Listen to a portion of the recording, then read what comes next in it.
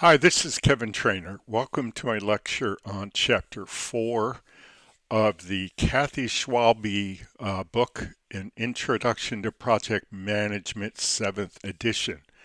Chapter 4 is about planning projects. Part 1, it includes integration and scope management.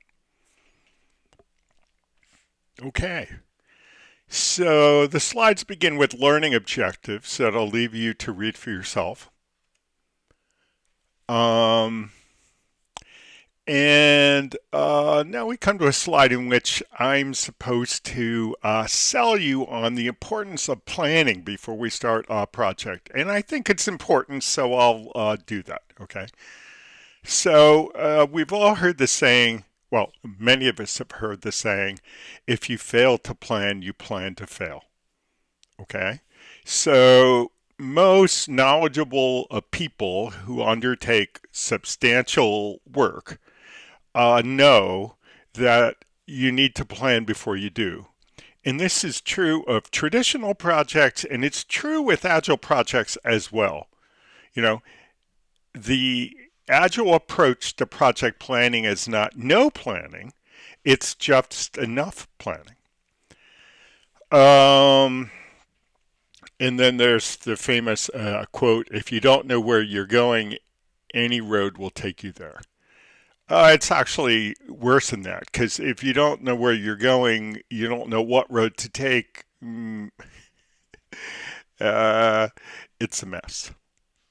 And then here's one: what gets measured gets managed. Okay, so these are trite expressions from the management uh, genre regarding the importance of planning before we undertake a significant effort. Okay? And successful project managers know how important it is to develop, refine, and follow plans to meet project goals.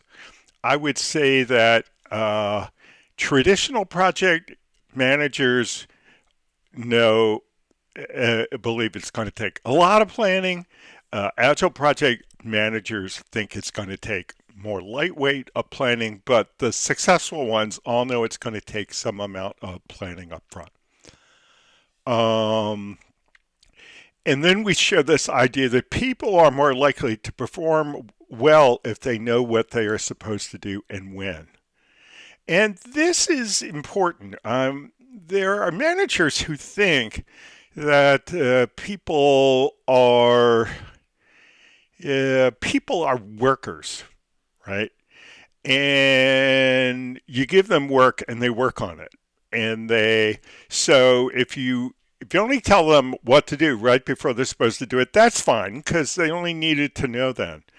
But people are far from just workers. They're human beings and um, they get satisfaction from understanding the order and purpose to the activities that they're likely to do. Okay, so these plans improve the morale and the effectiveness of the people on the team. And again, if you're in a more traditional project, well, those are probably more elaborate plans. If you're on an agile project, they're more lightweight, but they're plans, and we want to share them with people because it improves their performance. Um,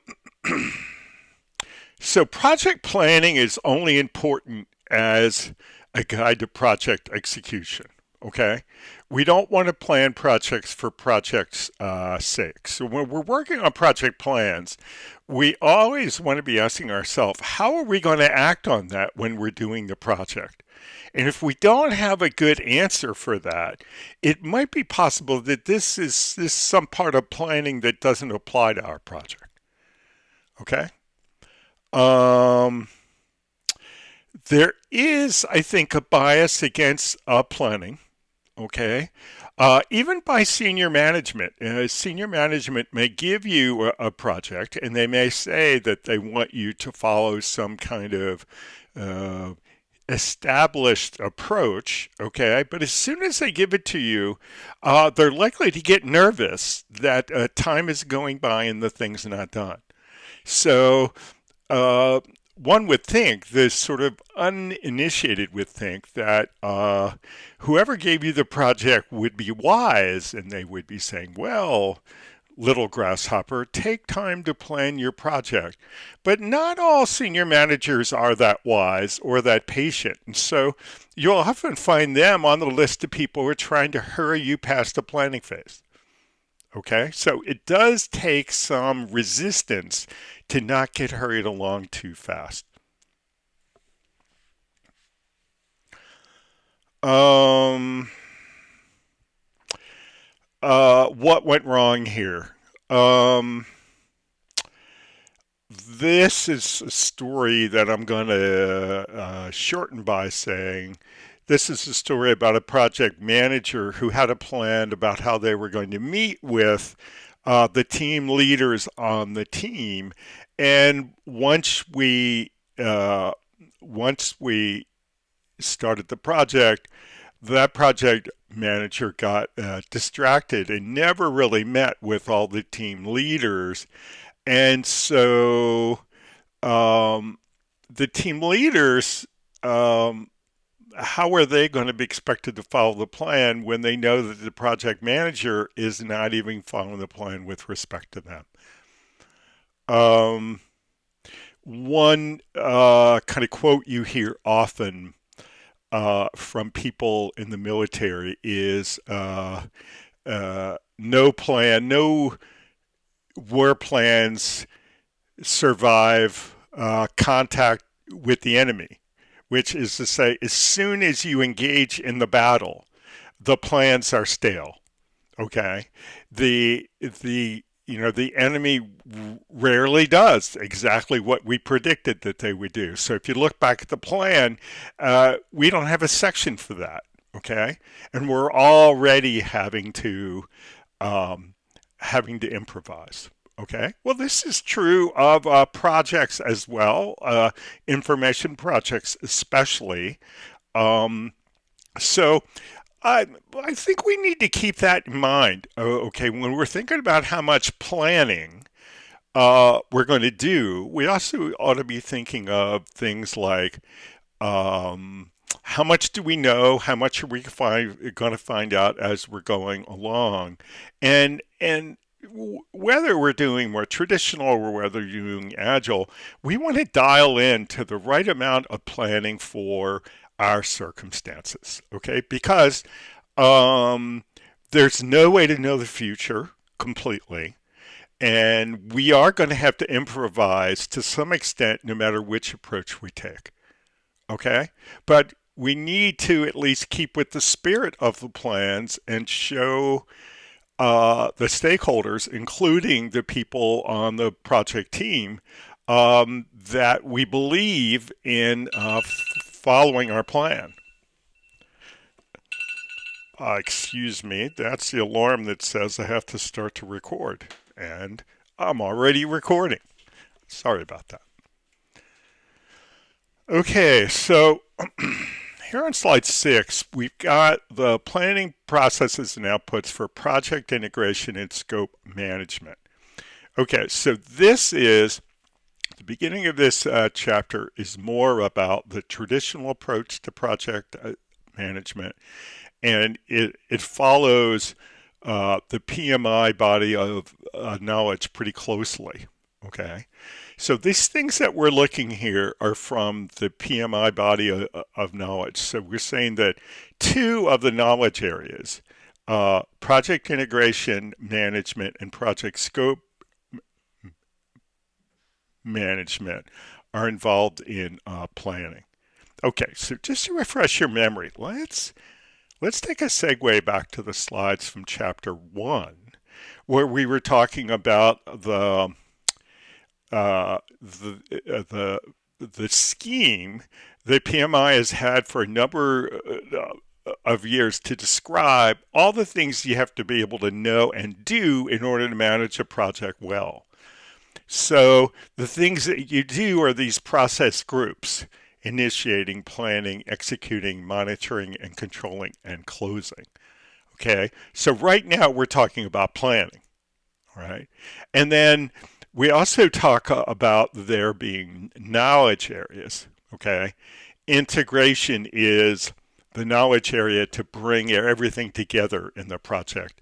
I like to call it the secret sauce. Okay, but then you need to be able to manage the scope, the schedule, the cost, the quality, the resources, communication, risk, procurement, and stakeholders. Okay, so we're talking about if we go back to our slide, we're saying that, okay, when we're planning, when we're doing this early planning, the knowledge area, it clearly, uh, if you ask which process group are we in? Well, we're in planning. Okay. And which knowledge areas are we using in what we're talking about today in the lecture? Integration and scope. Okay. That's what we're claiming. And then we're saying that um, as part of the planning process, here's the activities that we might do. Developing a project management plan, planning scope management, collecting requirements, defining the scope, creating the WBS. And if you've done the reading already, you'll know that WBS is an acronym for work breakdown structure. And then the outputs of this develop the project management plan is the project management plan. And the output of this project scope management could be a scope management plan, requirements management plan, requirements documentation, requirements traceability matrix, project scope statement, project document updates, scope baseline, project document updates. I think we said that twice. Yeah, we said that twice. Well, it must have been very important. Wouldn't you agree? Okay. So these are long lists. Okay. And one of the things I think has been challenging over the years about the PMI body of knowledge and the way that they have uh, created these two facets, a way of looking at what you have to know and do, the processes and the knowledge areas.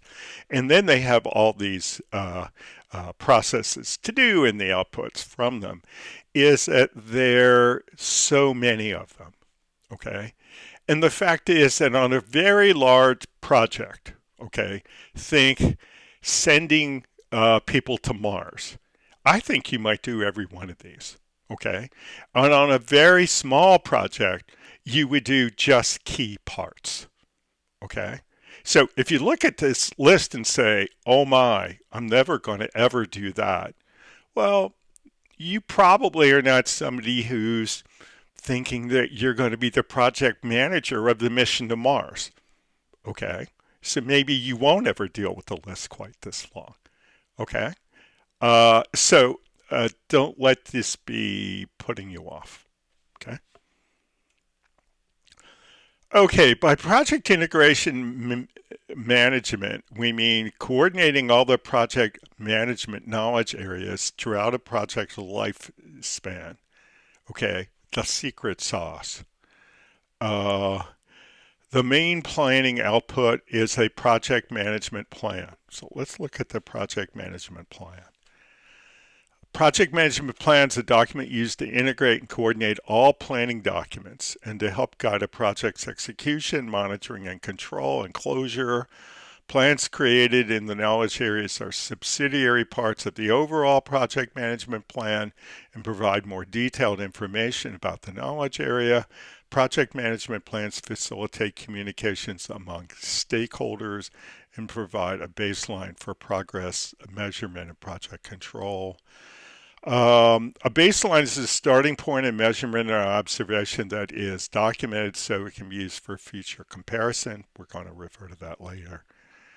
Okay, so we're saying that we might have in a project management plan, we might have these 18 parts. Okay, And you might say, hmm, my project is I'm going to be doing a website for a little marketing company. And I think that these documents, when you add them up, are probably more content than the website would be. And that's probably true. Okay. So probably whatever you consider to be your project management plan would be considerably smaller than this. But let's say we hired you to be the project manager of the mission to Mars. Could you have a project management plan that was this big? I think you could. I mean, you're going to get billions and billions of dollars to get your people and your equipment to Mars. Um, for no other reason that nobody's going to give you that money if you can't show them a bunch of paper. Okay, now that's kind of cynical, but it's true. Okay, so the more money and time and effort and people are tied up in whatever you're doing, the more of these things that you're more likely to do because the people, you know, the stakeholders, the sponsors, the people who you're going to be responsible to, they're not going to trust you with all of this unless you can answer all their questions. And this constellation of plans and subplans is will answer the questions it's going to take to earn their confidence and keep the project on track. Okay? It looks pretty daunting, though, you must admit. Attributes of project management plans. Project management plans should be dynamic, flexible, and receptive to change when the environment or project changes. This is true even of traditional so-called waterfall projects.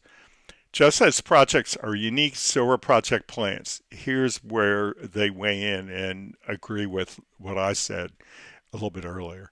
For a small project involving a few people over a couple of months, a project charter, a team contract, a scope statement, and a Gantt chart might be the only project planning documents needed.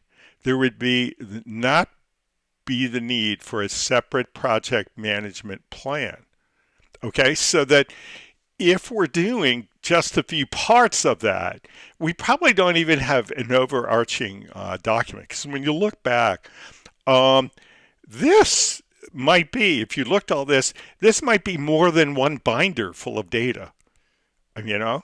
And I think back to binders because in my earlier career, you know, we didn't put plans like this onto uh, uh, uh, wikis and things like that, like they do today, or even create a website for the project that was a custom a website. We put all these things into binders. Now today you probably wouldn't put all these things into binders, uh, but I think what we're saying is if we're only doing, you know, if we're only doing a few of these things, well, then we probably don't even have any overarching uh, document or repository to hold them.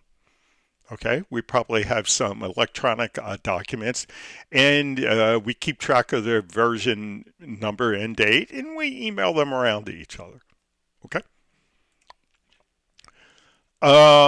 By contrast, a large project involving 100 people over 3 years would benefit from having a detailed project management plan and separate plans for each knowledge area. Okay, 100 people is a lot of people. And if you take 100 people for 3 years, let's just say we're paying each person $50,000. Okay. So 50,000 times 10 is 500,000. 15,000 times 100 is 5 million.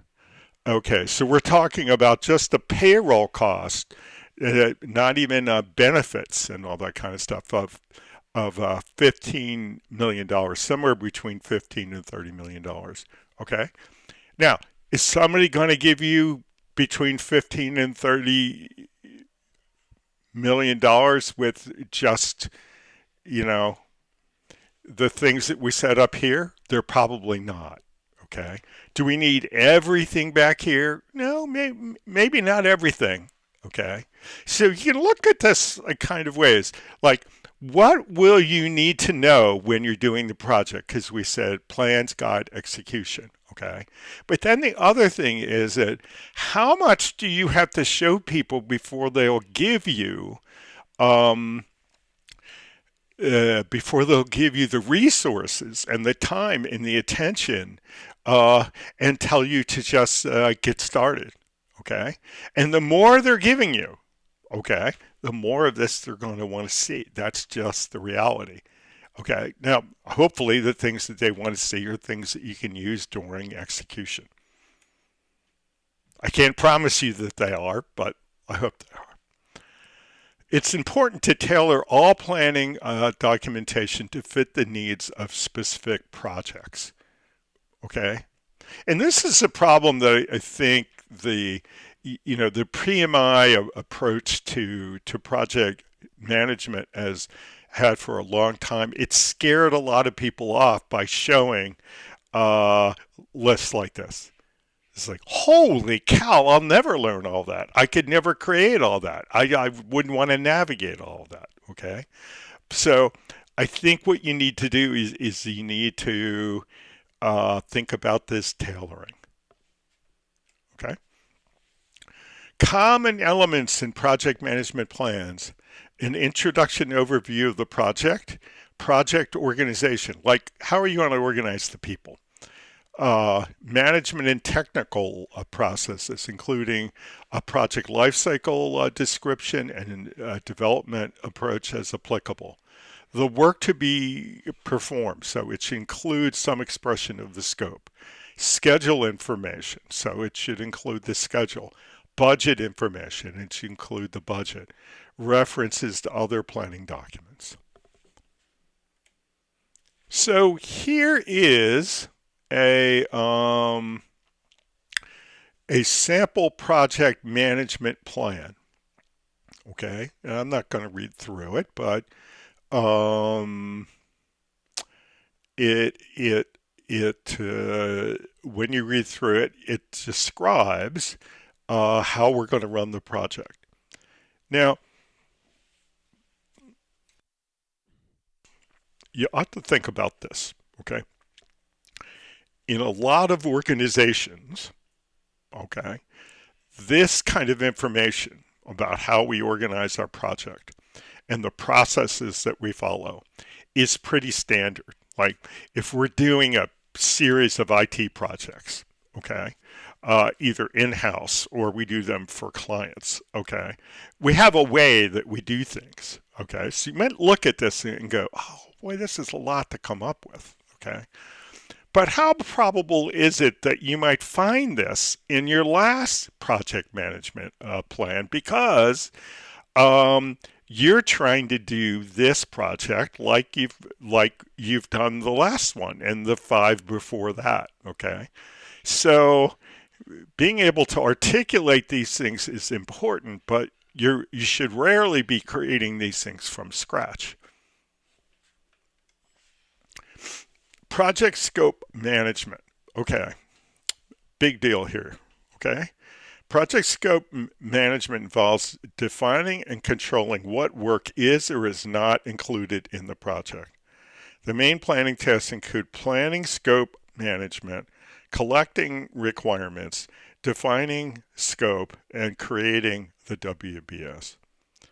Okay, so one of the things that you'll find about uh, the PMI approach to planning is that the first part of every plan is the plan for how you're going to do that part of the plan.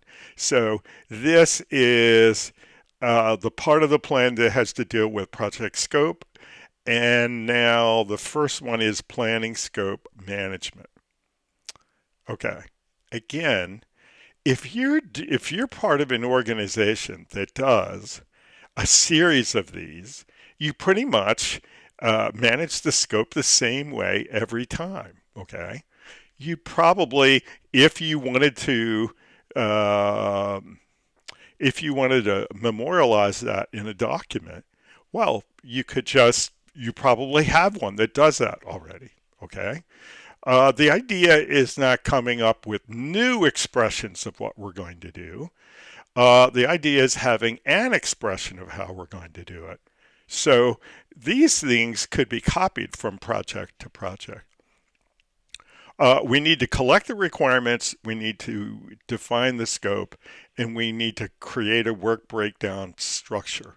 Now, we've talked about defining scope before, I think, but not the work breakdown structure. So we'll be getting to that. The main documents produced are requirements documents, a requirements management plan. Again, each of these little parts of the overall plan starts with a plan for managing that part. And that drives certain people crazy, and it does actually rub me a little bit the wrong way. But you must admit it's complete. Requirements traceability matrix, which we'll talk about in a minute, a scope baseline, which is composed of an approved scope statement, a WBS, and a WBS dictionary. And we'll be talking about all of those shortly. So the purpose of the process of planning scope management is to determine how the project scope will be defined, validated, and controlled. Okay, now there is an expression that is used in projects and one that PMI believes in and promotes. And it's the expression scope validation. Okay. And you would think that it means one thing, but it means something completely different and something, in fact, pretty simple. Okay. Now, when I hear scope validation, here's what I think it would mean. Making sure that we're doing the right things. Okay. Is, you know, is this the valid scope for the project? It does not mean that. Well, what does it mean? Well, it means formal acceptance of the deliverables by the customer and other identified stakeholders. It, it means signing off. So in the beginning of the project, we express the scope in some kind of a statement or a work breakdown structure. And then later, when we deliver, uh, uh, stakeholders look at what we delivered and say, yeah, that's it. That's what we asked for. I accept it. That means it's valid. Is that a good use of the word validation? Well, not in my book, but if that is the accepted expression in formal project management for signing off on and accepting that you got all the parts of the scope. It's called scope validation. In contrast, scope verification done as part of controlling quality means the deliverable complies with a regulation, requirement, specification, or imposed condition. Okay, so that might mean that even if we got somebody to sign off on it, even if we got the users to sign off on it, it might have to meet some sort of rule from the European Union. Okay, so that might be an even stricter test than getting the users to sign off on it. Uh, Project teams usually have several meetings with key stakeholders and experts to help them develop a scope management plan and a requirements management plan. Okay, so again, what are we talking about here? Well, these are phrases that are used in the traditional or waterfall approach to managing projects. Okay, they're pretty general. Okay, and So the scope management the plan is just a document that says, well, how are we going to decide on what the scope is and how are we going to express it? And then how are we going to validate it in the end to make sure that we got everything that was in the scope?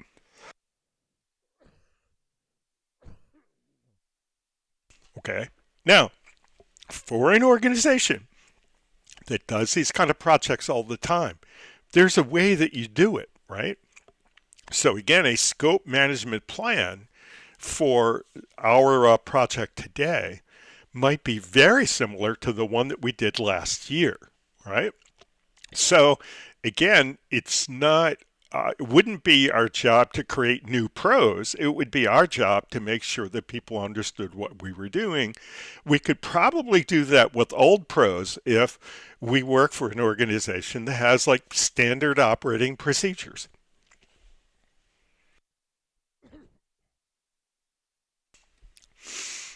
The process is described in a scope management plan. Well, let's take a look at that. Well, here's what we're going to say. We need to prepare a detailed project scope statement. We need to create, maintain, and approve the work breakdown structure. We'll get to the details on that in a minute. Obtain acceptance of the completed project deliverables. That's that scope validation. Controlling how requests for changes to the project scope statement will be processed. So what's interesting here is that um, um, in a traditional so-called waterfall project, we do anticipate that there are going to be changes. Okay. And that means that at the end of this, controlling how requests for changes to the project scope statement will be processed. We ought to have a plan right at the beginning for change. Well, what would that plan include, for instance? Well, it would include who can propose the change. Okay. It would include, well, how would they express it? Okay. Would they write it up? It might include who, how would, how would, how would we decide how it affected the schedule? Okay. It might include how would we decide how it affects the budget? Now, waterfall projects, I was involved in waterfall projects. Oh, quite a few of them I was responsible for in the early 1980s. And if you were to look at what some expression of what we had as a scope management plan, uh, it would have said things like this. Uh, if somebody wanted to propose a change, they should come to the weekly meeting and verbally propose it. Okay. And then the people who ran the meeting, one who was the technical project manager and one who was the user project manager, would say whether we were going to entertain that change. Okay. If we were going to entertain it, the person who proposed it would be invited to write it up. Okay. Uh, express the requirements. Okay. Um, and to bring that back. Okay. Probably the next week. When they came back with that, we would discuss it and we would say, did we want to go further? For instance, did we want to estimate how much it would cost us and what the time would be? Okay. And if we approved that, then the people on the technical side of the project would go and do the estimating. Okay. At the beginning of the project, we had a budget and time for uh, processing these changes. So the time that it took to estimate them, the time it took to write them up, the time it took to approve them, we had a place to charge that too. Okay. In addition to that, we even had in the overall project schedule and budget, we had some time for changes.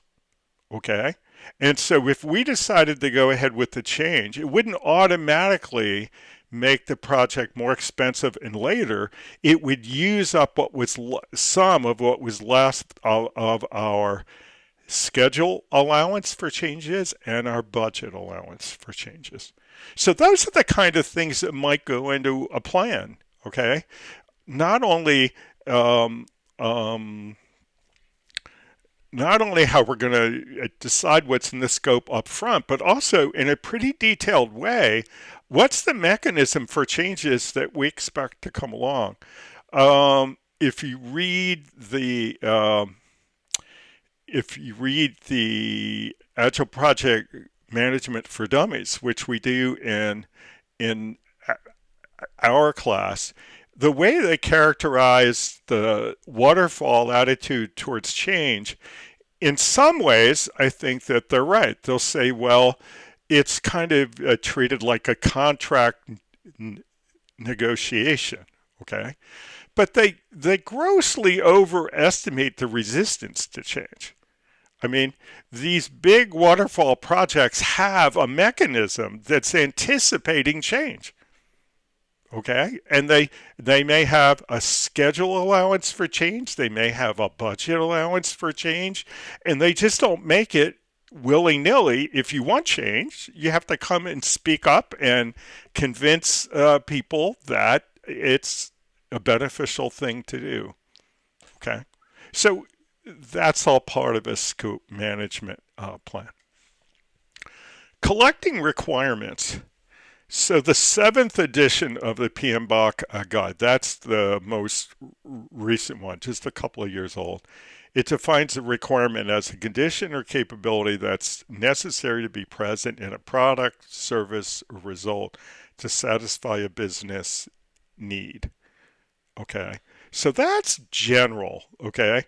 You could take that definition and you could apply it to information systems, which a lot of people in our class are going to be doing, or you could apply it to designing and building homes or roads or aerospace or uh, building a chemical plant or um, whatever, right? Now, as it relates to information systems, we usually have we usually take requirements and we further break them down. We say that some of the requirements are functional and some are non-functional. The functional ones have to do with features. What behavior uh, should the system have? What problems should it solve with that behavior? What data should it retain and manipulate? Those are all functional requirements. And then we have non-functional requirements. How should it do that? How fast does it have to be? How secure does it have to be? How maintainable does it have to be? How usable does it have to be? All of those things are non-functional requirements. So when we're looking for requirements, those are the things we're looking for with information systems. If we were building single family homes, it would be a different list. So requirements management plan describes how project requirements will be analyzed, documented, and managed. Okay. And here's where I think we see a parting of the ways between the traditional approach and the agile approach. In the agile approach, the hardcore agile people believe that if you want to know what the requirements are, the true uh, requirements, you have to look at the system as built. Okay, that's the only thing that really counts is working software. Everything else is just talk. Okay. Now, not all agile people are that hardcore, but some of them are. Okay. Whereas uh, People who are less hardcore and agile, and certainly all of the waterfall people would say, uh, whenever we write down and we agree to the requirements, well then we've committed to them. Okay. Well, as soon as you have that, you have to have a process for one, making sure that the requirements are actually fulfilled by whatever we produce. Okay, that's a big issue. And then the other one is you have to be able to say, well, what if the requirements change? How are we going to document that? Okay. And how are we going to manage it? It's the requirement side of that change control process. Okay. Now, you don't have to worry about the requirement side of the change control process if you're a hardcore agile person, because hardcore agile people believe the only requirements that count are the ones that you can find in the software that's currently exists. Okay. So there are no arguments. Oh, we were supposed to do this. Oh, we were supposed to do that. No, this is what we built. They signed off on it. This is what we have. That's what the requirements are. Okay. If they're not the right ones, when we need another sprint where we'll change the user story and we'll go build it differently. Okay. So this idea of a requirements management plan and requirements tracking and traceability, this is all inherently waterfall because it believes in an expression of the requirements apart from the software as built. Okay. Now, again, there are agile people who believe that the user stories are an expression of the requirements before the software is built, and they feel like they're committed to that. So they might want to plan for how they're going to maintain the user stories. But I swear to God, the hardcore agile people think that user stories. One person says quite a few. I mean, there's a whole vein of them say that user stories are a reminder to have a conversation with the user, which means that nothing is agreed to before you have the conversation. You build something, you show it to the user. When they agree to it, now that is the requirement. So for those hardcore agile people, the difference between a requirement and the software as built, it's insignificant. Okay? The software as built is the definition of what it was supposed to do. It might seem a little slick, but that's what they believe. Okay, so here's a sample requirements management plan. So this is for the just-in-time training project, which I guess is an information project. It's not an information system. And we're talking about what it's got to be able to produce in terms of planning, tracking, and reporting. And then we talk about performing configuration management activities, prioritizing the requirements, all these kinds of things. Okay, so these are the kinds of things that would grow into a sample requirements plan. And I've got to say that this is a waterfall. This is a traditional uh, approach to managing the requirements. Um, okay, so on this what went right slide, they're talking about how IBM started using a tool called rational doors to help manage requirements. So this is, no, I'm sorry, it was a group called Emerging Health using an IBM tool called rational doors to manage requirement. As a result, they saw a 69% reduction in the cost of test preparation, testing, and rework. So this emerging health, they believed that on paper expressions of the requirements were important, okay, that we didn't just look to the software to know what the requirements are, And they thought that using a software product to record the requirements and track them helped them reduce their costs of testing by 69%. Okay. And I've done work for clients, big insurance companies, who uh, they express their requirements on paper, electronic paper, as it were, and they decided to adopt some of these tools. The client I worked with an IBM tool that's probably the predecessor to this IBM Rational Doors, um, and they would use this product to express the requirements, and they would, if the requirement changed, they go back in and maintain it. Now, think about this.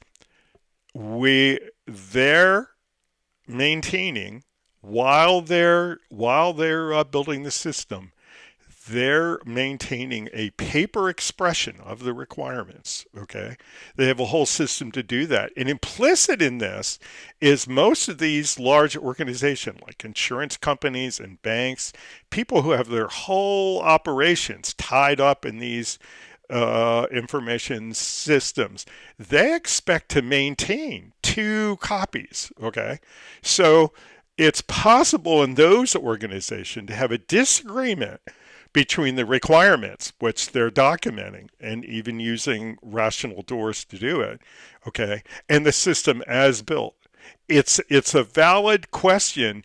Did we build uh, the system? Does the as built meet the requirements? Okay. Now, that is probably not a question for some hardcore agile people, but for um, these waterfallish people who are building giant software systems to manage their business, some of whom might hire you folks to do a day job, they expect to have a a a written set of requirements that they're going to maintain indefinitely. So you can really see how this is a potential major difference between the agile folks and the waterfall folks. Okay. What are the outputs of collecting requirements? So requirements documents which can range from a single page checklist to room full of notebooks with text, diagrams, images, etc. Okay, now I'm going to say that in my systems analysis course, what I teach folks to do are to express the functional requirements for the system in terms of these things called use cases. And use cases are a narrative that explains how the user is going to use the system to get their job done. Okay. And could you supplement that with checklists? Yeah, you could. You could say, see checklist four. Uh, could you have diagrams? Yes, sometimes we do activity diagrams. Is there text? Uh, yeah, there's text in the thing. So I would say that generally speaking, the most dominant way for people in the waterfall world to express functional requirements is use cases. Okay. Now, uh, there's a document called a requirements traceability matrix that a lot of people in traditional systems thinks this is important. It's a table that lists the requirements, various attributes of each requirement, and the status of the requirements to ensure that all of them are addressed. Okay, so um, let's talk about non-software projects and software projects. Okay, in non-software projects, let's say we're building single family homes. Well, we have certain requirements. There are certain parts that have to be built, certain inspections that have to be passed, and we have to make sure that all those things happen in order to meet the requirements for building the single family home. In information systems, the big issue with traceability usually has to do with uh, where is that requirement implemented in the code of the system? Okay. So we have this system, okay, which we've built, all this code, and we have this expression of the requirements, maybe done with this rational doors product, okay? And then how do we know that we actually built something to implement that? Well, people would do it with tables. Okay, Excel tables work fine. Okay, so we have on one axis we have all the requirements, and on the other axis we have all the pieces of software that we build. Okay, and then we put some character like an X in the place where we built software to meet that requirement. And we want to make sure that there are no requirements that we never built anything for.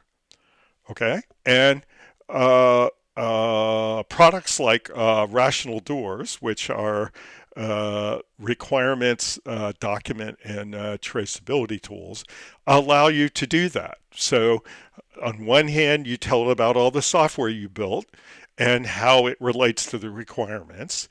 Okay, and then you can go back and say, are the requirements that we never implemented? Okay, that's the kind of thing in software that you can do with a tool, some kind of a requirements management analysis tools like rational doors. Now, are agile people doing that? Well, certainly the hardcore agile people are not doing that because they're not maintaining a long-term elaborate expression of the requirements. Okay? They have these lightweight user stories and they throw them out when they're done. Okay? But there are a significant number of people building big applications for, you know, insurance, healthcare, aerospace, medical devices, okay, to whom it's really important that they get all the requirements. Okay, they promised people they weren't going to lose their money. They promised people they weren't going to kill patients and passengers. So this mapping and analyzing of the requirements to the software is a big deal for those folks. Okay, but not so much from the agile folks. Okay. That's requirements traceability matrix. But you can do it, you can do this for any project that you're doing, right? You can take the things that you've built and delivered, you can, you can put them on one axis of the table and one dimension of the table, and then all of the requirements on the other, and you can just make sure you delivered them. You would think that nobody would ever forget anything, but people do. People do. If people go out to jobs and find out that, for instance, nobody ever put the bathroom plumbing in house number 45. Okay? Somebody dropped the ball. Okay? So this is the sample requirements traceability matrix 4. This isn't really an information system. This is for this training related project, but these are things that we promised, and these are things that we're saying this is the requirement, and somewhere out here we're saying where we did it and how we did it. Okay. And we also say where we got the requirement. Okay. So this is saying the source where we got the requirement was project steering committee minutes. Okay. And the status is it's complete and we say how we know it. Okay. This would probably be a pretty good traceability matrix approach for this kind of project. Okay. If we were implementing it with software, we'd probably want to put the name of the module where we implemented it.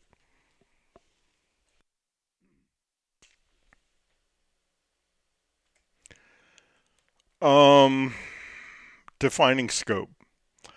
A good scope definition is crucial to project success because it helps improve the accuracy of time, cost, and resource estimates, defines the baseline for performance, aids in communicating clear work responsibilities, and probably the main one that isn't on the list, sets client expectations. Okay? Who I mean, it's important that we do all those things. We're talking about those all these three things that we're talking about are the doing that goes on during the project. But when the project's over, we need happy clients, okay? And happy clients, it's hard to make people happy if we don't have a meeting of the minds before the project on what we were doing. So project scope statement describes the product characteristics and requirements, user acceptance criteria, and the deliverables. Work that is not included in the scope statement should not be done. And you can explicitly state what is out of scope for the project under a section called project exclusions. This turns out to be pretty important because you have to remember that before we start a project and commit to the scope that we're going to do, we talked to a lot of people, some who wanted to be bigger and some who wanted to be smaller. Okay. As we embark on the project, we need to get people to sign off on what we're finally doing. Okay. It's probably a compromise. Okay. The people who were like in the middle, they're probably getting everything that they want. The people who wanted it to be small are probably a little bit angry. Okay. The people who want it to be big, they're maybe a lot angry. Okay. So we need an expression of the scope such that those people don't get to the end of the project and still have their original expectations. So here's a simple project scope statement. I think it's a pretty good one.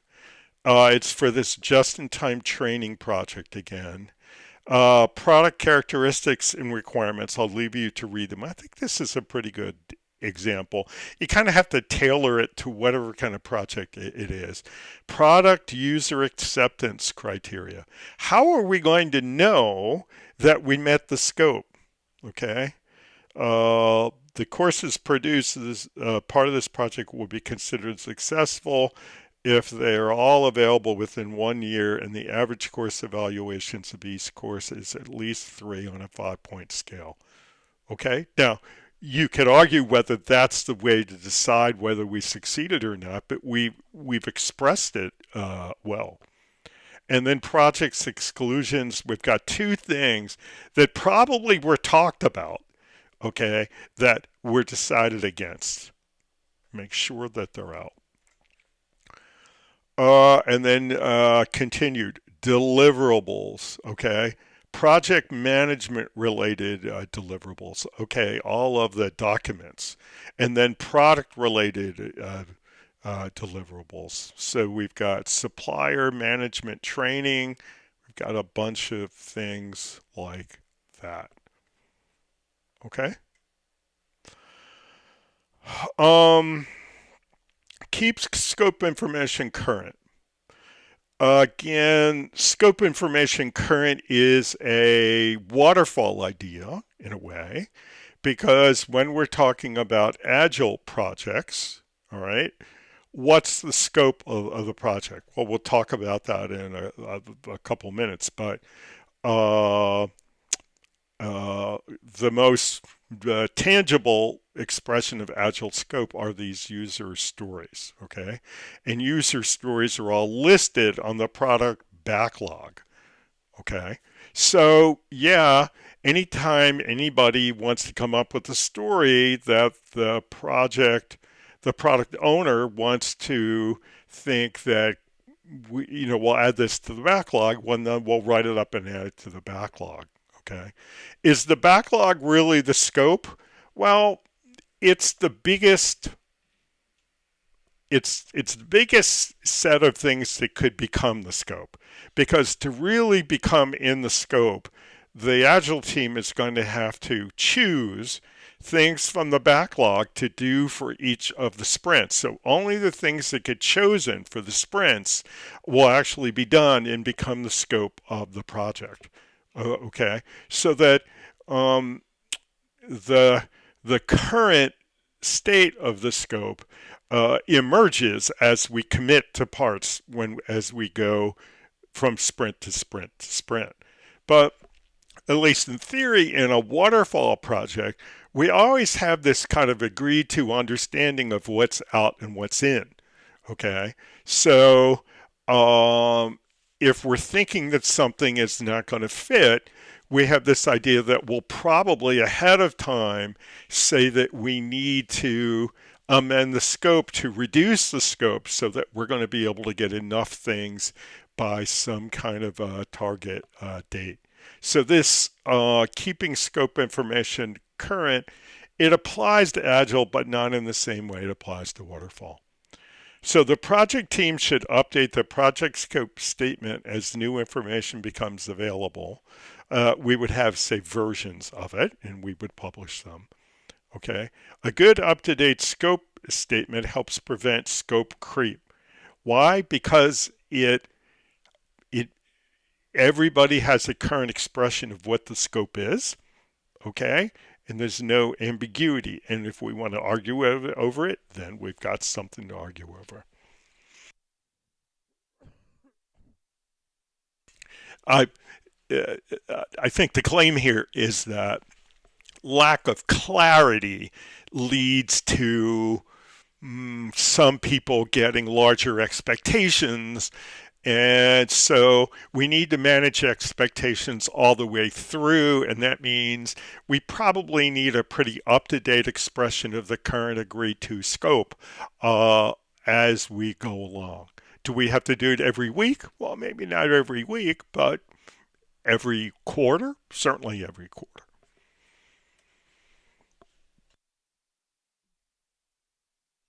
This is a silly cartoon that I don't think is real funny, but you might, and I left it in. All right, so um, we have this concept in traditional projects that we have a way of analyzing the scope. Okay, we do a scope statement, and now we know what's in and what's out.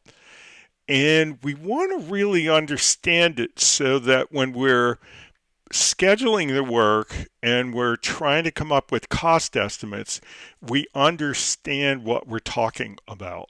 Okay. Also, we probably, when we're doing the work breakdown structure, we're inevitably going to find ambiguities in the project scope statement, and that's going to give us the opportunity to go back and clarify them. So a work breakdown structure is a deliverable-oriented grouping of the work involved in a project that defines the total scope of the project. So it's more explicit, it's more technical, but it's not supposed to be different. It's supposed to describe the same scope that we just described in this narrative project scope statement. The WBS is a document that breaks all the work required for the project into discrete deliverables and groups them into a logical hierarchy. It's often shown in two different forms, a graphical or chart form or a tabular list form. And I'll talk about the two forms and how they're just two expressions of the same thing in a couple of minutes. Okay, so what's interesting is that you'll hear the word in here, you'll hear the word work, okay? And the idea is that the project needs to do work in order to create outputs, okay? Okay, and so it needs to plan that work, all right? Um, but um, when we're doing a work breakdown structure, we're trying to, among other things, we're trying to describe the output in terms of the packages of work that it would take to get them done.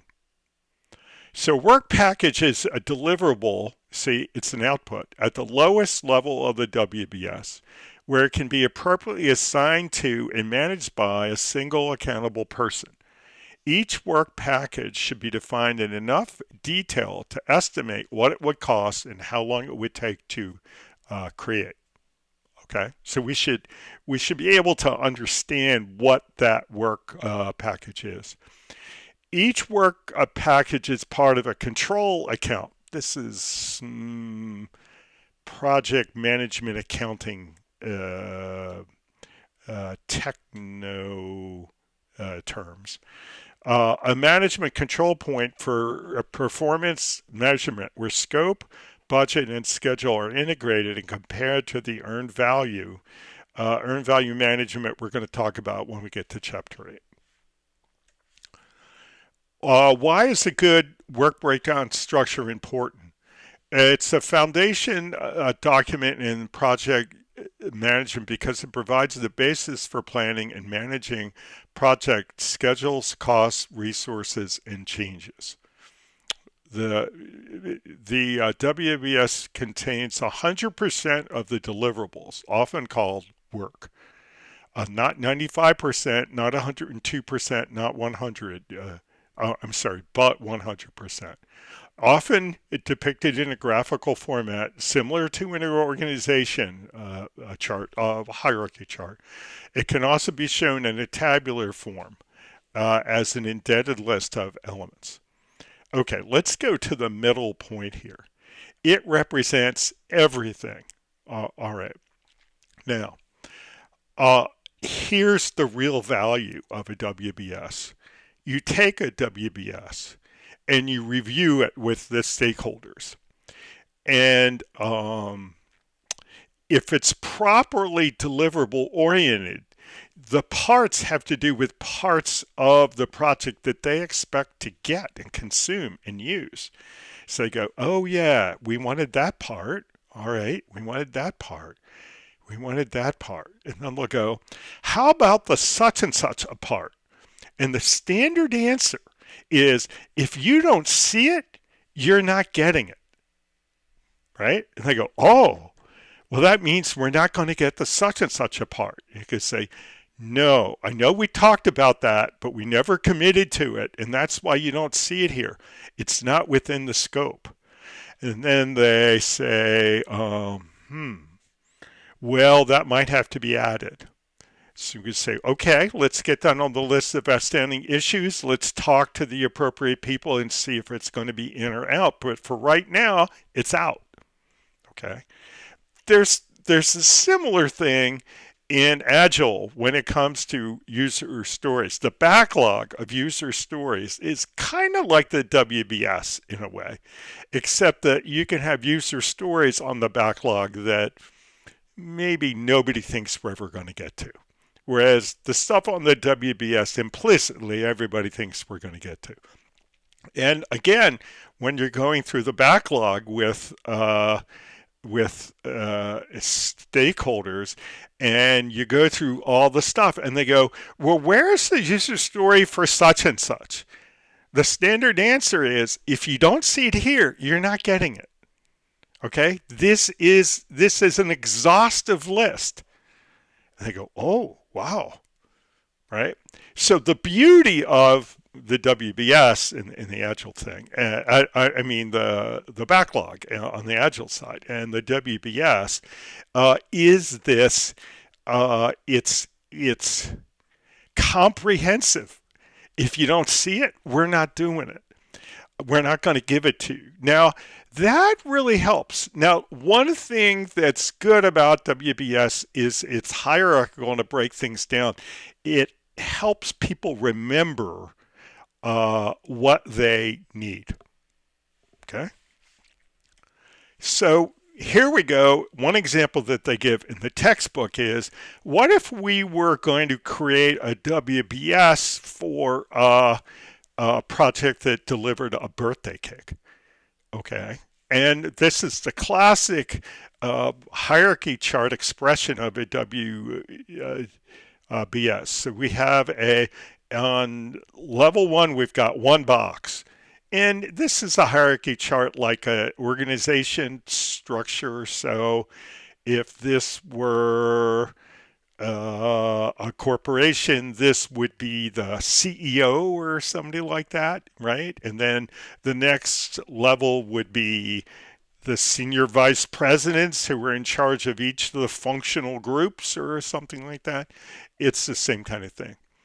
Now, you'll see that we have the birthday cake on level one, and then we go to the cake, the frosting, the topping, and the candles. Okay. Now, uh, notice how we broke it up into things that the person who gets the cake, they're really going to get. It's not organized in terms of the work that we're going to do. Okay, we're not talking about mixing this or that or blending or cutting. There are no activities on this. Okay, they're just things that they're going to get. Okay, so we say, okay, if you're going to get a birthday cake, you're going to get a cake, and you're going to get frosting, and you're going to get toppings, and you're going to get candles. Now, the beauty here is when you show that to somebody and they say, what about the fruit filling? You can say, you're not getting fruit filling. Well, I know we talked about that, but we decided against it.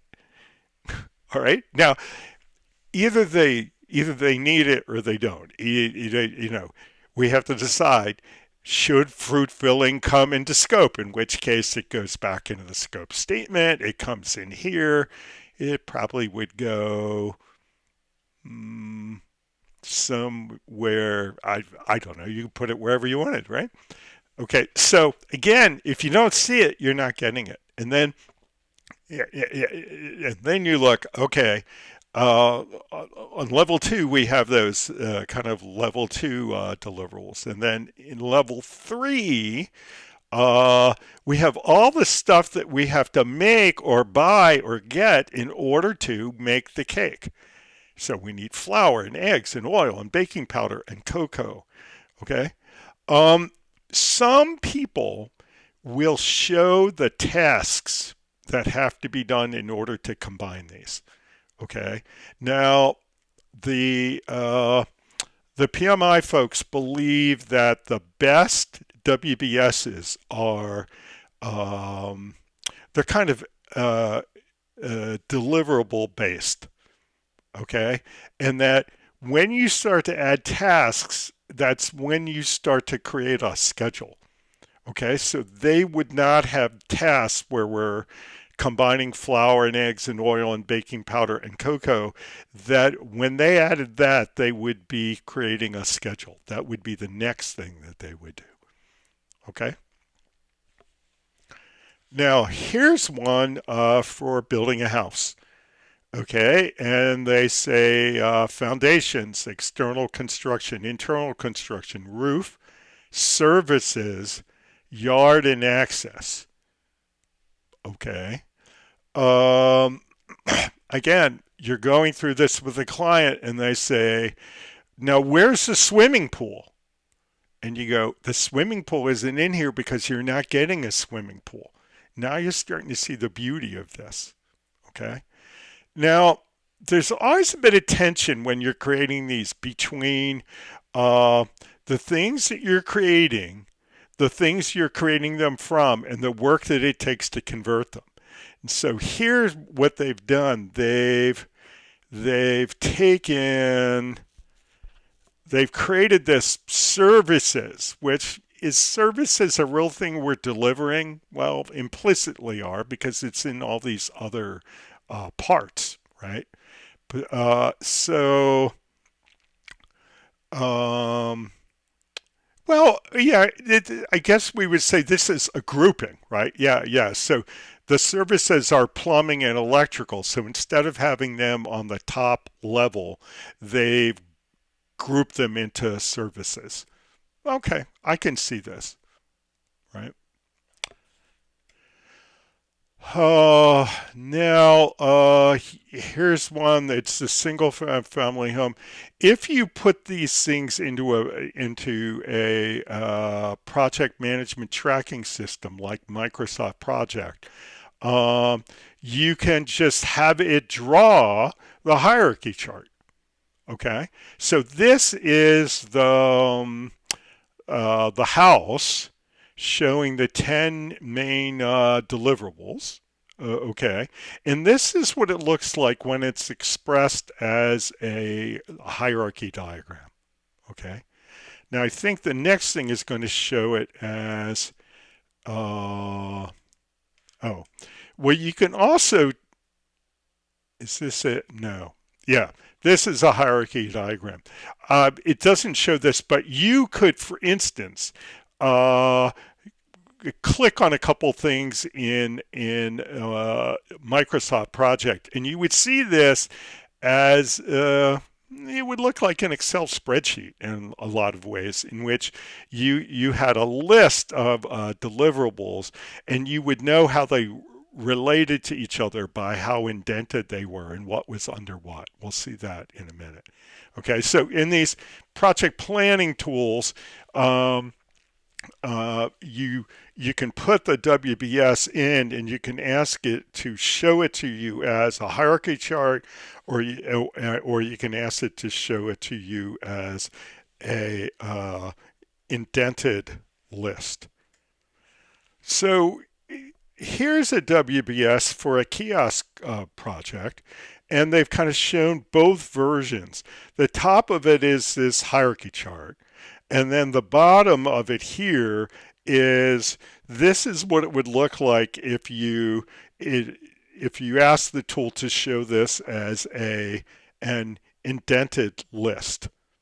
Okay, and there's a couple of things here that help this. Okay, one thing is, in order to go from one of these to the other, you need some way to express the structure. Okay, and what we do is that we number each of these uh, entities that go into the WBS. Okay, the whole project implicitly has like number 0. Okay, we don't give it a number, but then the things that are immediately under it get the numbers 1, 2, 3, 4. The things that are under 1 are 1.1, 1.2. The things that are under 1.2 are 1.2.1, 1.2.2. And I think we've all seen, especially in terms of a technical documentation, that this is an interesting way to express a hierarchy. Okay, so what's interesting here is that um, this indented list that's been indented based upon these WBS level numbers. Okay, you can take this and translate it into a hierarchy diagram just by writing a program to do it. Okay, so these tools, these planning tools, allow you to look at it either way. Again, you press the button, you click a few things, and you're looking at it one way, and you click a few things, and you're looking at it the other way. I think the graphical view is good for reviewing with stakeholders, and also it's good for getting your mind going. The indented list view is good for data entry.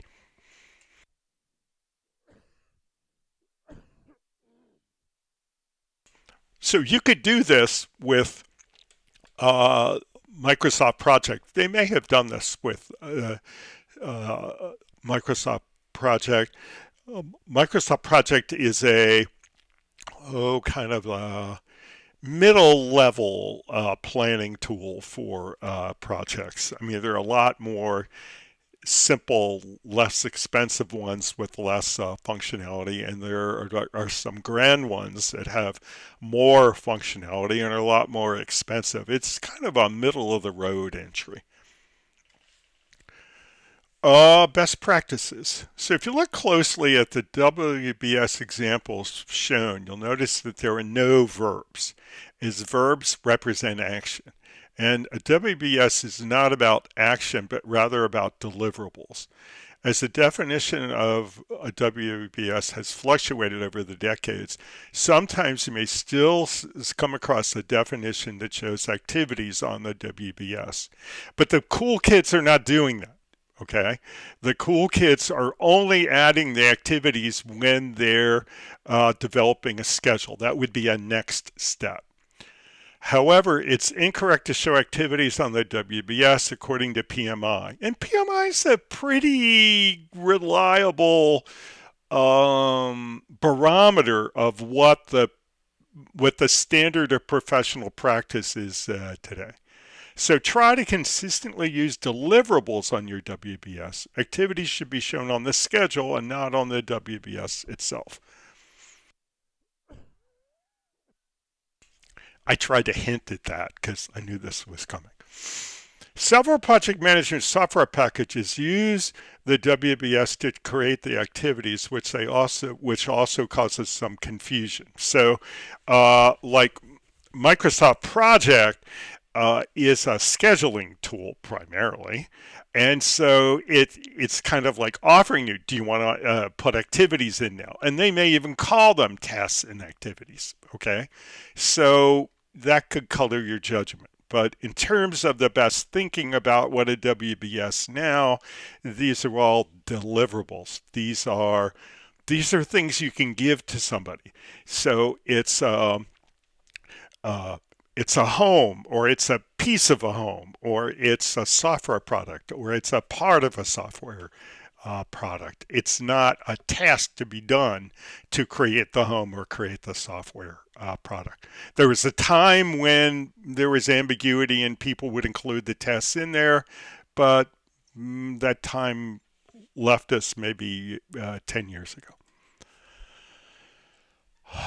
It's difficult to create a good work breakdown structure. The project manager and the team must decide as a group how to organize the work and how many levels to include in the WBS.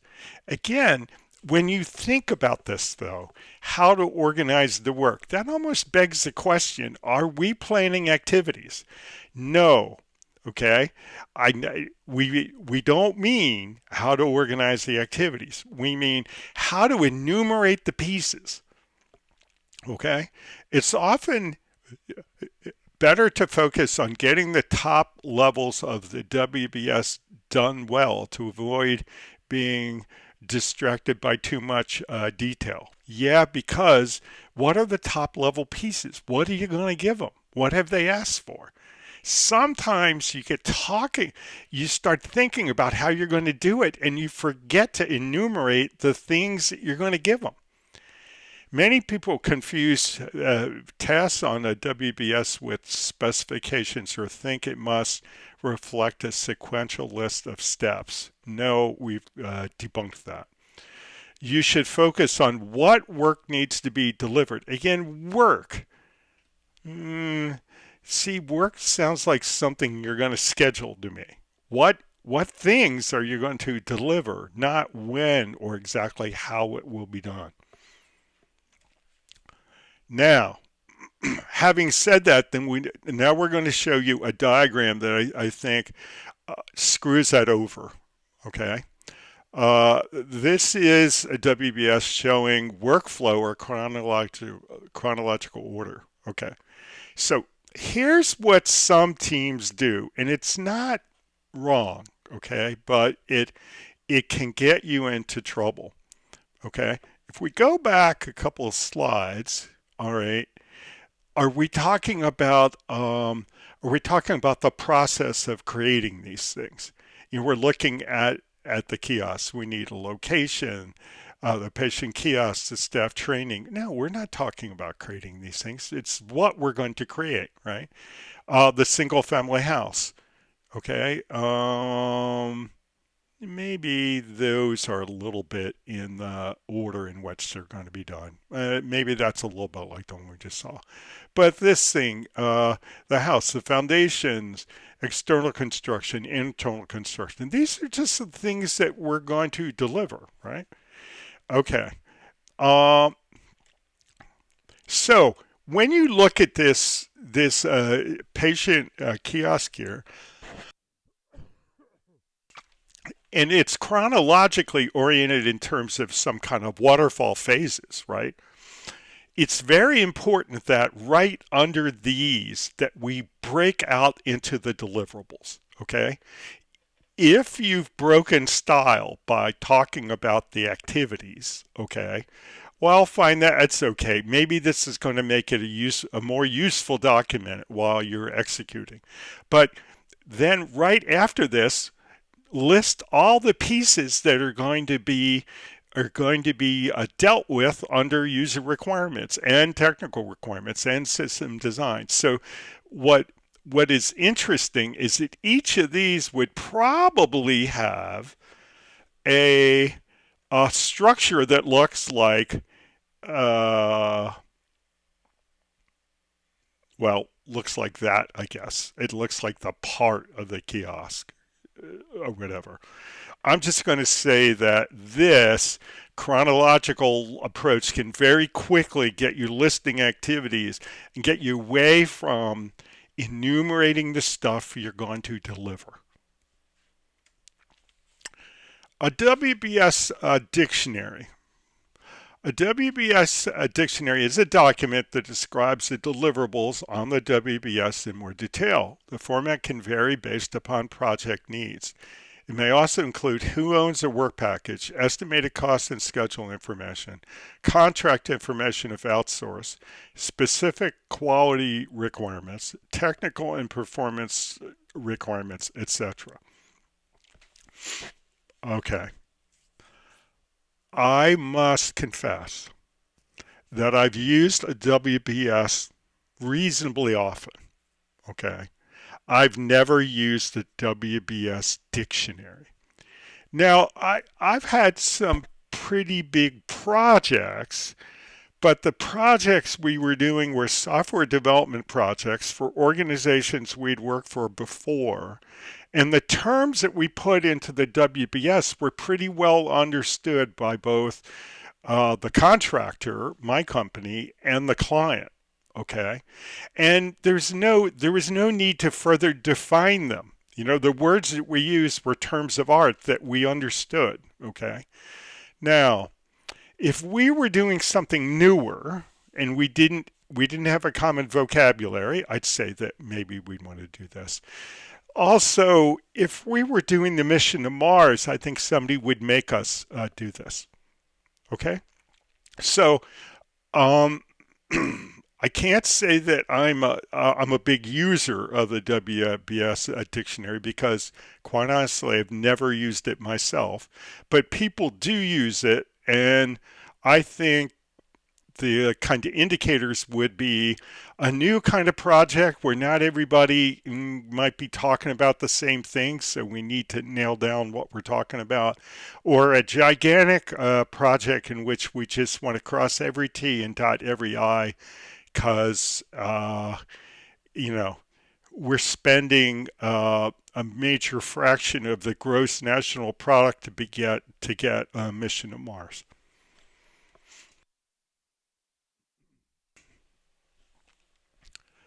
Um, they talk about here in this media snapshot of the 2002 Salt Lake Winter Olympic Games, and they talk about all the planning that went into it. Um, and they talk about how it really paid off and how I think they won an award for Project of the Year. Um, the Olympic Games, I think, are an interesting project to think of. They're certainly not a software projects, but they have some software there. I mean, there's a whole there's a whole tradition of what you have to do to put on an Olympic game. So there's a lot of information about what has to be done, but of course they're always trying to innovate, and I think they're really interesting projects. One of the things that I would hope would happen to you in taking this course is that you'd start to see things that you've seen all along, like the Winter Olympics, and say to yourself, I wonder how they did that project. How would I organize that project? How many plans would I need? Olympics planning costs in 2002, that's over 20 years ago, $1.9 billion. Okay, you probably need some extensive plan documents to get somebody to give you $1.9 billion, I would suspect. Okay, so there's some good ideas about how to develop a WBS. Okay, one idea is using guidelines or templates. Some organizations like the Department of Defense, the DoD, provide guidelines or templates for preparing the WBS. So if you're bidding on a federal project, they'll probably tell you what the WBS is. Okay, and then you have to express your plans in terms of that. So then that they can pair bids from different vendors. Okay, but another thing could be maybe your organization does a lot of similar projects to the one that you're about to do. Well, you could take, you know, the work breakdown structure from some project. And what some organizations do is that they take the projects that they've done and then they turn them into templates. So then you could use a template. Or you could do it more directly. You could have an analogy approach where you could actually go find a project or projects that your organization has done or somebody else has done and look through their WBS. Or if you don't have that, you could start top down. Okay. Start with the largest items of the project and break them down and break them down and break them down. Okay. Um, if you don't already have a list, that's the best that you can do. The bottom up approach um, um,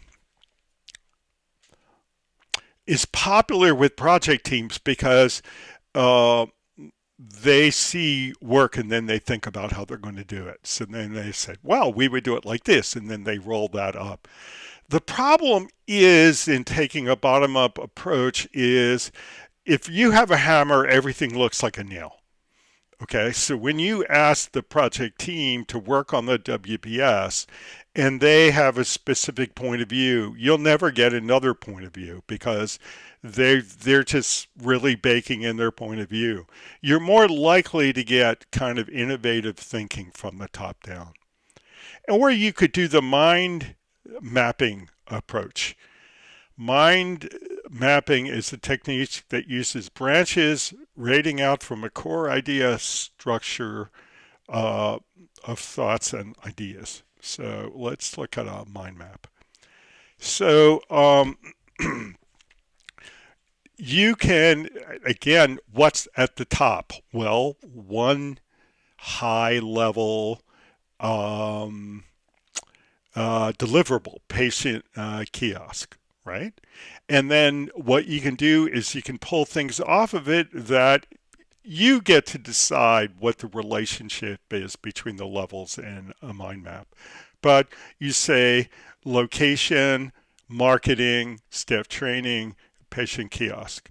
Now, if we backed up to the hierarchy chart of this, that these would have been on level 2 of the hierarchy chart. Well, it doesn't take a lot of thinking about mind maps, which I love. I love these tools. I've got, I probably got two that I use now, and I've probably over the years, I've used about 4 or 5 others, right? And I love to drag things around. But it doesn't take a lot of thinking before you realize that you can express a hierarchy in a mind map. Okay, and it's just a question of what way everything gets pulled and how the lines are drawn. Okay, and it doesn't take a lot of thinking there, is that you could take a mind map or a hierarchy and say, show me the underlying data as a bunch of indented lines of text. Okay, and most of the mind map tools will do that too. So the indented lines of text, probably with level numbers and things, or the mind map or the hierarchy chart, they're all ways to express the same information. You should feel free to pick the tool that works for you and your team the best. I find these things are great for brainstorming sessions with a team. Okay, and here's another one where they were able, at the next level, they were able to break things down. Okay, and again, there's a lot of tools, there's a lot of possibilities. We've listed 3 videos here about the content in the chapter that you might want to take a look at. There's one from Jim Franklin, there's one from Andy Kaufman, and there's one from Jennifer Bridges. So I leave those for you to take a look at if you want to. Okay. Let's see what we have here. Sample WBS. Okay, this is expressed as an indented list with level numbers. Okay, and this is also done in a kind of chronological sense. Okay, and it keeps going. I just want to say, and I probably already said this too many times, but if you organize your WBS in a chronological sense, make sure that immediately under that you break out into the parts you have to deliver. Okay? Because those are the things that are easy to forget. Okay? And how are you going to do this? You need to be able to, one thing that you can do with the WBS is walk through it with your stakeholders. If it's only organized in terms of your activities and the scheduling and what you do, if it's very chronologically oriented, well, their eyes are going to glaze over. Okay. But if it's oriented in terms of the deliverables, in terms of what they get, you're going to keep their attention because they're going to make sure that the things that they want are on the list. Here's a WBS dictionary entry. I'm not going to spend a lot of time on it. I'll have to confess, I'm not a super big fan. If somebody were nice enough to give me the project to get people to Mars, I probably would change my tune. Okay, so I'm going to take a break here and then I'm going to talk about the Agile stuff. I'll be right back. Okay, I'm back. So, let's talk about this from an Agile point of view. So, In my class, we're going to be reading about Agile in the Schwalbe book, and we're also going to be reading a bit more in the Leighton book. Okay, and so this isn't all we're going to have to say about the Agile approach to these things. But Schwalbe says some good things here, and I want to cover them. Okay, so if you want to do integration planning for an agile or hybrid project, okay, you might take a different approach than to what we went through before. Planning for agile projects remains at a high level for the long term, but more detailed plans are created for the short term. Why? Because change is expected and requirements can change after every iteration. Uh, Instead of putting detailed plans in writing, Agile teams write down only what they have to and have discussions to make sure everyone understands what is happening. Well, I think that's an okay description of Agile planning. Um, uh, Scope planning for Agile projects. Um, for Agile projects, the scope is not completely known until the end of the project because the customer can add or remove features from the overall scope at the start of every iteration. And I think this is quite accurate because um, the scope of the Agile project is really defined by um, the user stories and other kind of infrastructure tasks that were put onto the backlog and were actually done. Okay, so at the beginning of every iteration, as part of the planning for the sprint, we commit to doing certain user stories and perhaps infrastructure tests as well, and then we build them, we do them, right? And we only know that they're going to get into the system when we committed to them at the beginning of a sprint. So there's always the possibility that some of the user stories and maybe some of the infrastructure tasks associated with them won't get done in the project. Okay. So even though they're on the backlog, they're not part of the scope. Now, this isn't to say this is a big experiment and we're just going to find what's going to fit in. This is this is this is to say that the Agile team, in collaboration with the product owner, uh, chooses their way through the backlog with the expectation that they come up with a viable product in the end that people are happy with. Okay, it's not some grand experiment. So during backlog refinement, teams progressively elaborate and reprioritize the work to determine what can be accomplished during that iteration. Now, I don't think I've ever called that backlog refinement. I think in the Leighton book we probably called that sprint planning. I could be wrong. New features can be added at any time to ensure that projects deliver the most value. And how do you do that? Well, you create more user stories or you enhance the user story that you already have. Okay, now something that Schwalbe hasn't talked about here, and I don't see that she talks about in the chapter, and I think it's a lost opportunity, is um, she never talks about the product vision statement as an expression of project scope. It's certainly more lightweight than the project scope statement that she talks about for the more waterfall approach. But I think it really serves the same purpose, and I think it was a missed opportunity in the chapter.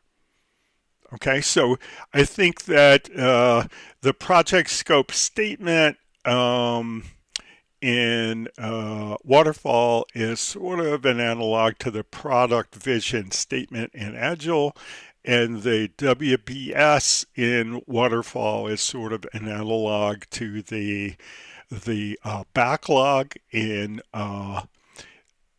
Agile.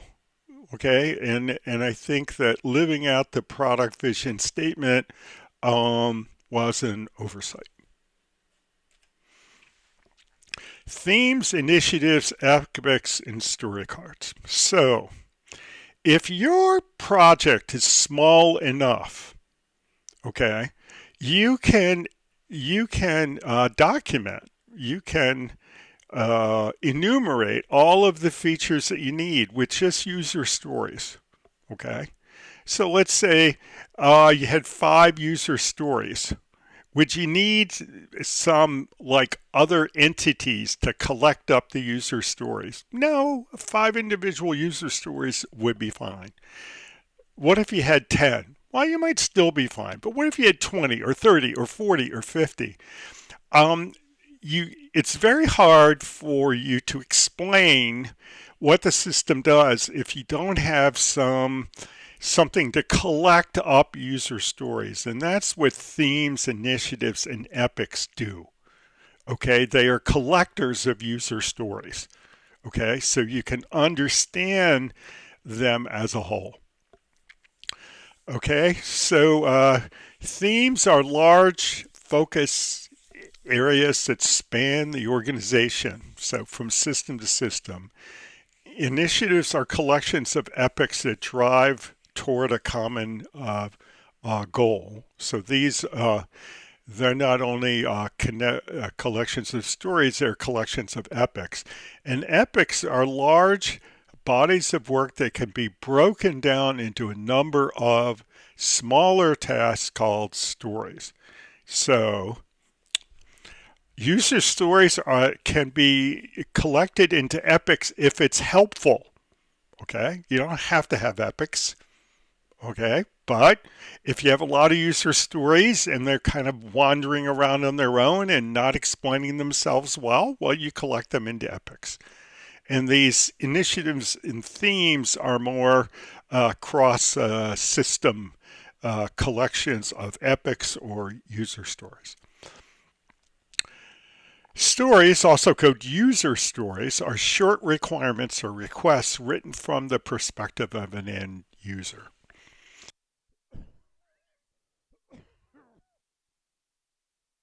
Okay, so we don't see user story here, but um, what could we do to prioritize the requirements or stories? Let's see. We could say that they're a must-have, a should-have, a could-have, a will not have. Okay, so I would say that if it's a will not have, um, then you probably shouldn't even put the story on the backlog. If it's a could have that you're really interested in, then it might get on the backlog. If it's a should have or must have, then they'd be user stories that we get on the backlog. So most practitioners believe that you should be able to write a user story on an index card. They say 3 by 5. I say 4 by 6 because I write big. So story cards contain information about user stories written on an index card or typed into software. Okay, the problem with index cards is you only have one copy, and if you're not all in the same place, it's hard to share them. So there are a lot of software packages that have a place to put your user stories, and they still have this idea that they should be able to fit on an index card. Uh, and then almost every textbook says that stories should use the invest rule. I always hate these things where they take the first letter of every word and they make a word like independent, negotiable, valuable, estimable, small, testable. Well, how did it work out that they came out to exactly spell invest? I think in some of these things, um, some of these things kind of make sense. Independent, they shouldn't overlap with each other. Small can be completed with within one iteration. That's good. Testable, you know where they're complete. Valuable, provide value to the customer. Okay. Negotiable, one or two sentences long. Details can be worked out through a discussion. This might be where the hardcore agile people are saying that this isn't the complete expression of the requirements. Okay, this is, again, the hardcore agile people say that a user story is a reminder to have a conversation. So maybe that's what they mean by negotiable. And independent, they should not be overlapping. But these things that spell a word, they drive me insane. And uh, but the ideas aren't bad. It's just the fact that they spell a word is just rubs me the wrong way. Okay, so here's a sample epic broken down into user stories. And I've read through this a couple times and it's okay. Here's what I would say. I would say that an epic is a collection of user stories, okay? And that you can probably write a user story. You can probably write a description of it in the standard user story format at a high level. Okay? It's just a collection. It's a way to identify and express a collection of user stories, and its only function is to collect up user stories so that we don't have a confusing array of them. Here are sample story cards, and I think these are pretty good examples. Um, they have a title. They say, as whoever I want to, and they go through. I think that in our class where we're using the Layton book has a real good layout for user stories. And then on the back, they have these acceptance criteria. Now, the way that Schwalbe likes to document this, I know that I am done when. And then we have a list of criteria. Okay. Um, I One of the things that I like to show people is that there's some people who on the back of the card they put when then. When something happens, then this happens. Okay. That's how you these are the when is the test input or the test trigger, and the then is the test output that we measure. You can express it all kinds of ways, but the idea that we, in addition to this kind of uh, very stylized expression of the requirements, that we have acceptance criteria, that's pretty widely followed. Okay, and they broke this down and showed it so that they look like they would fit on index cards. Um, again, I think that Schwalbe is a good expression of how you manage scope in um the waterfall traditional approach, and she's a good starter introduction to the agile approach. Um, I think the things that we're going to concentrate on for the traditional approach are going to be a combination of a scope statement and a WBS. Uh, and on the agile side, it's going to be a combination of um, a product vision statement and a backlog of user stories and other tasks. Okay, so um, I'm going to stop here. There's a chapter summary that I'm going to leave for you to read on your own, and I'm going to say bye until next time. Bye bye.